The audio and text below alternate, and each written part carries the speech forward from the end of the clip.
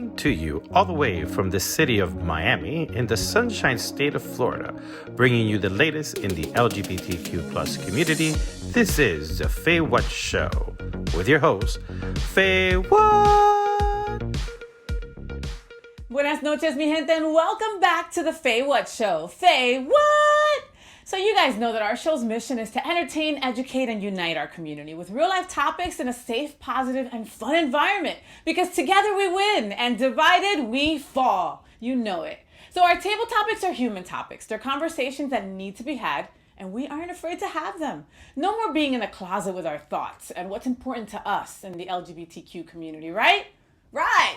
So last month we acknowledged Breast Cancer Awareness Month on the FayWhat Show, right? As a survivor, we felt that it was very, very important. But due to scheduling, we were not able to bring this important interview to you. But that don't mean we can't do it now. All right, so let's take a look at the breast cancer awareness video with Dr. Kesmodel.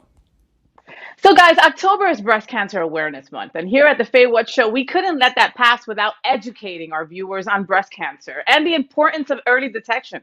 So as many of you know, I was diagnosed with breast cancer, DCIS, in January of this year, and my cancer was found in a routine mammogram after waiting a year to get one because of COVID. I would get one every single year, but because of COVID, I got a little detained, right?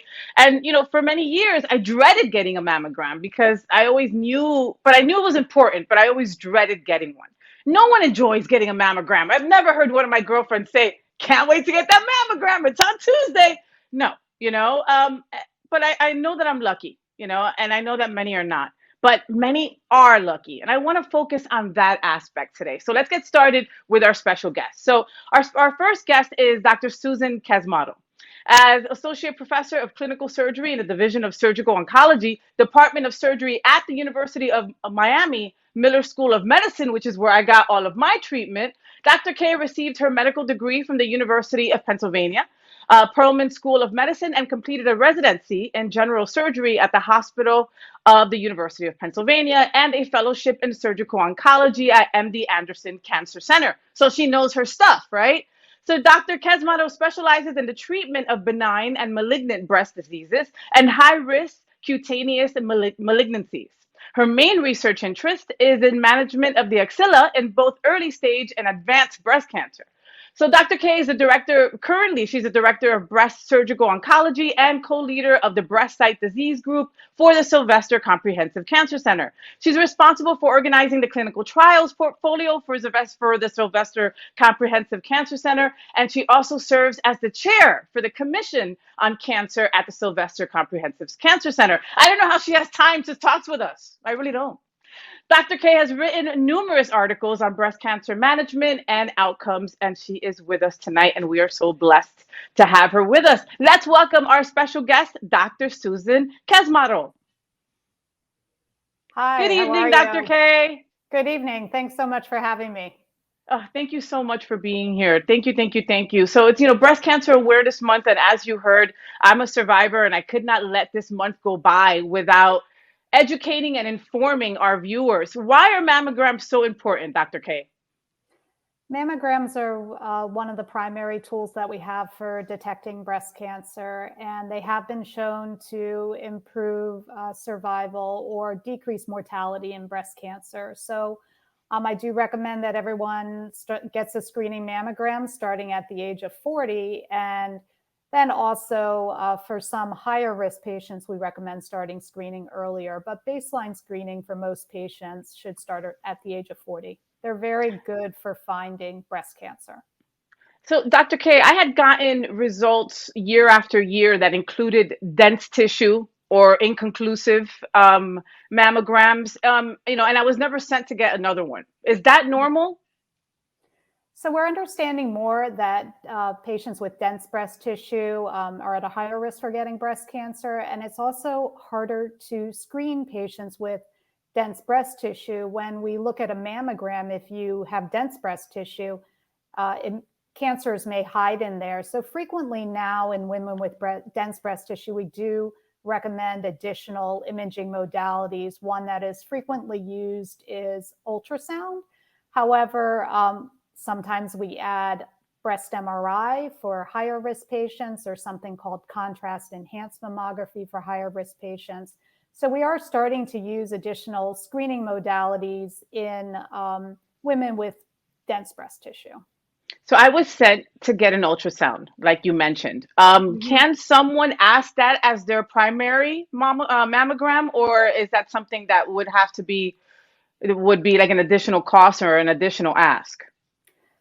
So the ultrasound and the mammogram can show us different things. So we wouldn't do just ultrasound alone. Usually ultrasound is used as an adjunct to mammogram.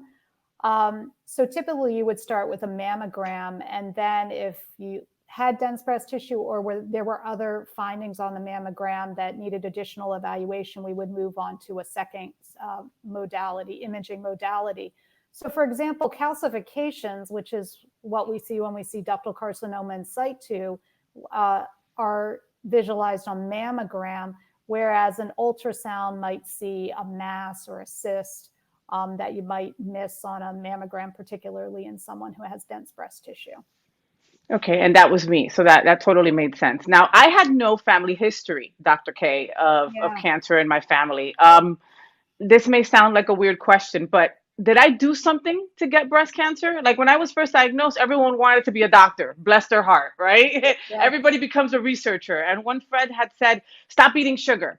Another came and threw out all my Bath and Body Works products and said that, I shouldn't be using any of those things anymore.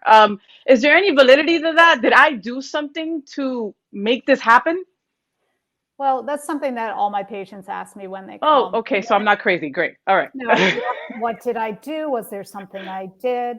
Turns out that 80% of women who are diagnosed with breast cancer don't have a family history. And wow. Yeah, so I know it's always shocking. Women think that, only women with a family member or family history get it, but most women who get breast cancer don't have a family history. And the risk factors are multifactorial. So usually, unless you have a strong family history or a gene mutation that can be identified, there are many risk factors for breast cancer.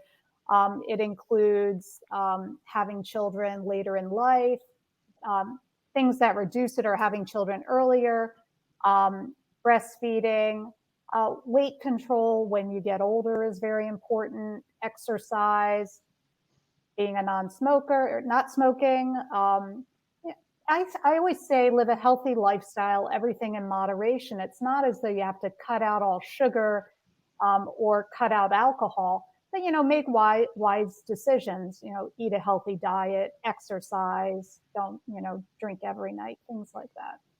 Okay.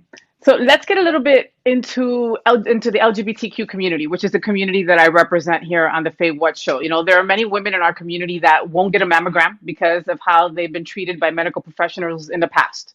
Dr. Goel, which was my oncologist at UM, she couldn't be more caring. And she took the time to talk to my wife about the options that we had and supported us through all of it. Dr. K, what can you say to those queer, lesbian, non-binary women that feel that they won't have the same experience as I did with a medical person when they're probably going to, go check out, go get a mammogram? Well, all I can say is I think times are changing. And, our goal is really to provide outstanding treatment and to help all women and men who have a breast concern. Wherever they are, whatever their sexual preferences are, their race, ethnicity. So I would say that I think most medical providers these days, they're focused on you as a patient, and they focus on you and your family as well. So I think we embrace differences now rather than try and separate ourselves from others. Thank you, Doc. I appreciate that. That means a lot. Do men get breast cancer then? Like you mentioned men. So men are also susceptible to the possibility of getting breast cancer as well. Yeah, we always forget about men, but about 1%. I try my best too. I'm joking. Well, Obviously, breast cancer is more common in women, and only about 1% of breast cancers occur in men. So this year, we expect that about 280,000 women in the United States will be diagnosed with breast cancer. Well, there'll be 280,000. So, and then about 1% will be men. So we're talking about 2,000 to 3,000 men per year. Men are generally diagnosed at a later stage because they don't really expect to get breast cancer. So they kind of dismiss that mass that they feel. So typically when our male patients come in, they have a high. Say something. Yes, I mean, exactly. it is a huge possibility as well for you. So don't think you're out of the woods, my gay boys. All right.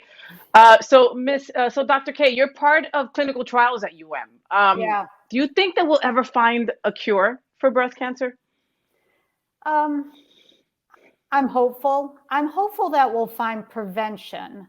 Cure may be a little different, maybe a little harder because breast cancer is not one disease. There are many different types of breast cancer and we treat them differently. And there's also just so many factors that are involved in getting breast cancer and treating it.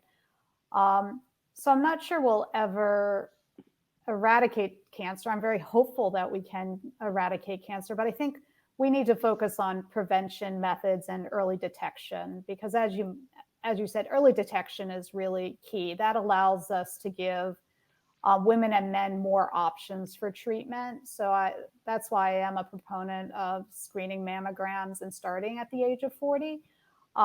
If I have a patient with a small breast cancer, then they really have more treatment options. They may not need chemotherapy. And we've learned so much about breast cancer. Some breast cancers don't need chemotherapy. Some breast cancers do need chemotherapy. So again, I think our goal at Sylvester is to try and to continually understand more about the disease, try and treat our patients with appropriate therapies. And if we can de-escalate therapy to do it. And then for those patients who aren't doing as well, or maybe who have more advanced disease, that we can try and identify new treatment options for them. Well, what you guys do there at Sylvester is just beyond miracles, and I love that. That's kind of the tagline at Jackson, also like miracles daily, and that is what you do. When I was diagnosed, I thought the end of the world. I automatically was thinking, you think of the C word, you think of death, and it's not the way caught early. DCIS was just an eye opener as to how important mammograms are, how I'm always telling my friends that, especially after that I could have, if I would have waited any longer, it could have been a completely different conversations to be had, and I really have to attest that knowledge to all the doctors and nurses there at UM that were just so kind and caring. They gave me all the information I needed, but they did it with a gentle touch. And that really meant everything to a girl that was just thinking that her body was going up against her, I think a breast cancer diagnosis is always a very emotional one. And we know that because of surgery, there's going to be a lot of physical changes. And that leads to, again, it's a very emotional diagnosis. And I think our goal, we have a very large multidisciplinary team at Sylvester and our providers are all experts in breast cancer. And our goal is really to help each woman or man through their journey and provide them with the treatment that's individualized and right for them. And it's really different for every patient. So that's our goal. Well, you guys are meeting your goal every day, and I thank you for that. Now, something light, Dr. K. It's Breast Cancer Awareness Month, but it's also Halloween. So any fun ideas for a costume? Like maybe I can dress up like a boob. We've probably had a few of those before. I think we probably have. Well, doctor, thank you so much for being with us. Dr. Kesmodel, Director of Breast Surgical Oncology and co-leader of the Breast Site Disease Group for the Sylvester Comprehensive Cancer Center. I pray that folks in our community find someone as educated and kind as you are. You are a blessing and you keep saving lives, Dr. K. Thank you so much. Thank you so much. And again, thanks for having me. So, I can't begin to explain the feeling when you are in a doctor's office and you're told that you have cancer. My first thought was, I didn't want to die. And why was my body going against me, right? And after exploring my options, I decided on a double mastectomy instead of chemo and radiation. And it was hard because I love my boobs. But after some crying and some screaming, I knew that that was the right place to go. And, I wouldn't have been able to do that without the support of my friends and incredible doctors like Dr. Kesmodel and Dr. Goel. And, I knew that with my beliefs, my love of God, and support from my friends, I'd be okay. And my way of repaying all those gifts is telling others. So if this segment helps even one person, we did our job. I love you guys. Take care of your tatas. See you next time. Thank you again, Dr. Casmaro. What a great, great individual. What a beautiful human. And what an awesome interview. So I want to say thank you to everyone. Thank you to Dr. K for being on the show with us. And those behind the scenes, there is no way that I can do this without you. To my producer, my director, Luis Flores, our assistant director, project manager, David Fernandez. This journey has been an incredible journey, has been magical. Thank you so much for teaching me so much and giving me my chosen family. You guys, I love you guys. So it's been quite a ride this year. We've been through a lot, but I'm here to tell you that we are seeing the light. And having this show and all of you really helped me get through some really dark times. Every week since June, we've brought you shows full of education, full of entertainment, full of fun, and supporting our LGBTQ community. And we've got some great things happening on the FayWhat show. And you, yes, you're along for the ride. Next week, we'll be back with lots of surprises and more of the programming that you want to see. Should I give you a hint as to what's going to change?